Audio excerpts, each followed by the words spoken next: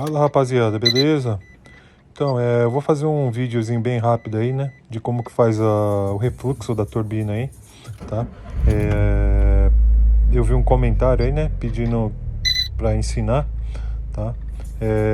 O conceito é o mesmo, né? Serve para a maioria dos carros turbos, tá ok? Não aconselho muito, né?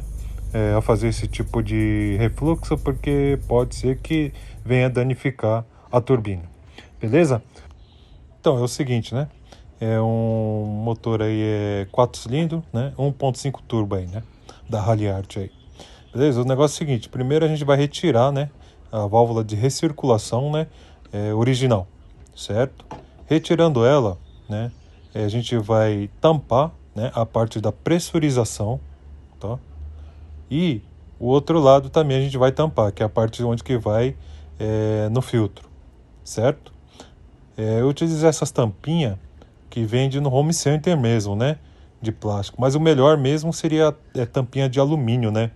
Própria para isso, tá ok? E vai ter que tampar o acionador da válvula, né? Que ele é uma pressurização também, certo? Já está funcionando o sistema de refluxo. Você pode usar também a válvula original. Você pode colocar ela invertida, certo? Do jeito que você tirou ela, que é original, você vai inverter e instalar de novo, tá? E vai ter que manter aquela mangueira, né, pressurizada ali, fechada, né, para não vazar pressão. E se você quiser na válvula também você pode fechar a mangueirinha ali com a mangueirinha azul.